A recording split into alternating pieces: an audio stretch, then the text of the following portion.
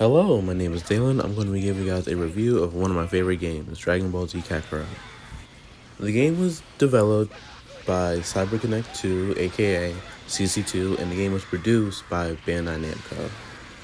The game's genre is a RPG, but if I had to give it like a subgenre, I would say it's a sandbox or open world RPG, given the fact that you can travel to any part of the game's map without any restrictions at the end of the game. But in the beginning, yes, you have to go through the story and go through certain stuff to complete, and then you can unlock everything in the end. So yes, the game I would say is RPG.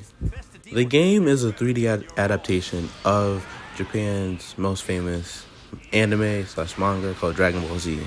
You are basically playing as one of the game's main characters, Goku, aka Kakarot. The game's called Kakarot because in the show, he has that is his other name, not his alter ego, his other name. You get to play as, you can play as either Goku, you play as his son Gohan, you play as his rival Vegeta, you play as Vegeta's son Trunks from the future, you can also play as Goku's well-known friend Piccolo. In my opinion, the game will never deliver you the feelings or the emotions that the show or manga will give you if you play the game without watching the show. Taking that into consideration, the game does do a good job by illustrating and telling people the story of Dragon Ball Z for those who've watched it and for those who haven't watched it. If you have watched it, there are some Easter eggs in there about certain storylines in the anime that probably didn't make sense, but the game probably highlights it and shows you, hey, this is what happened in the meantime. And for someone who didn't watch the show or read the manga, you will have you might not understand everything that happened in the story, but you have a good idea of what happened because the game does a good job with the storytelling. The game is mostly about exploring the world and fighting. You'll be doing a lot of fighting and a lot of collecting of sorts, I would say.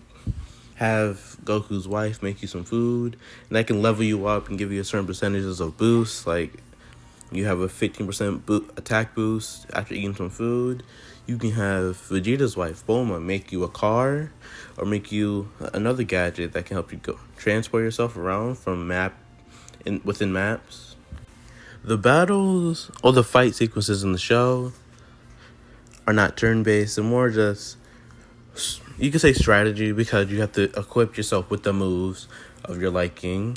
Like, you can have Kamehameha, Super Kamehameha, Limit Breaker Kamehameha. But the attacks differentiate between what kind of attacks they are. Some attacks are blasts, some attacks are physical, and then you also have transformations for some characters. The main menu shows you a plethora of things, from your items and what you have collected, your party and who's in your party,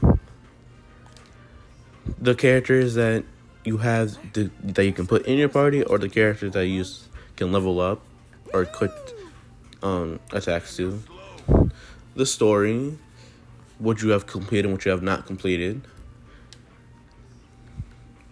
the community and the community board is just where you can do your friendship links, and if you do certain links, you can actually have higher boost, such as since I have a lot of links in the training community, my battle experience after every single battle goes up 20%.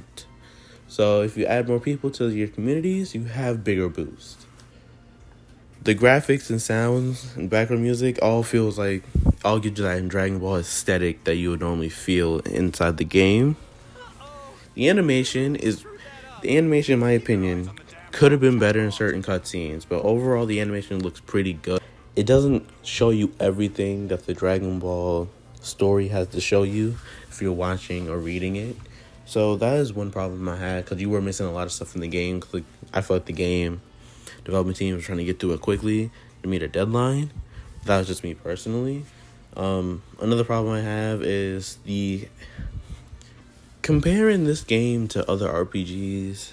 I don't think it holds up, because Dragon Ball wasn't really meant to be played as an RPG, I guess you could say. It's mostly about like the fighting, the different kinds of fighting techniques that you see. So it's kind of unfair in a way to compare it. But in RPG sense, I don't think this hits top 10 for better RPGs that I've seen or slash played. So RPG wise doesn't really hold up. In the content or story wise, I think this game kind of holds up, as since it's giving you new updates, and animations have been great. Thank you all for watching my review of Dragon Ball Z Kakarot.